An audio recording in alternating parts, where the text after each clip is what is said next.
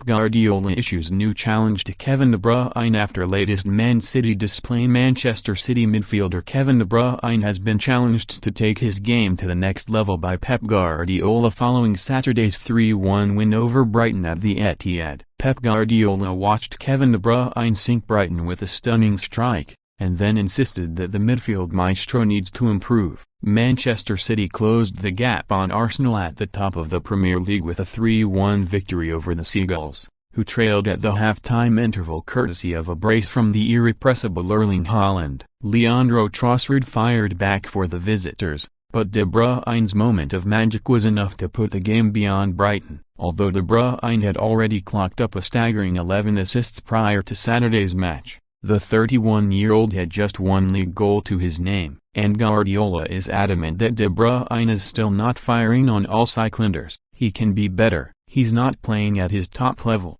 Kevin, not yet, Guardiola said after the match. He makes a fantastic level but he's not playing at his best. He knows. I don't have to tell him. His dynamic is still not perfect, he knows that. I spoke with him. The goal is outstanding. Thanks to him we didn't suffer the last 15-20 minutes. Despite Guardiola's post-match claim, De Bruyne had contributed at least one goal contribution in 7 of City's 10 Premier League matches before Saturday afternoon's showdown with Brighton. But Guardiola has insisted that there should still be plenty more to come from the Belgian playmaker, who has been one of the most influential players at the club during the Spaniards' premiership. Saturday's match saw Guardiola lock horns with new Brighton chief Roberto De Zerbi. Guardiola had plenty of praise for the Italian prior to the match, and he admitted after the match that the Seagulls had given them the toughest game possible.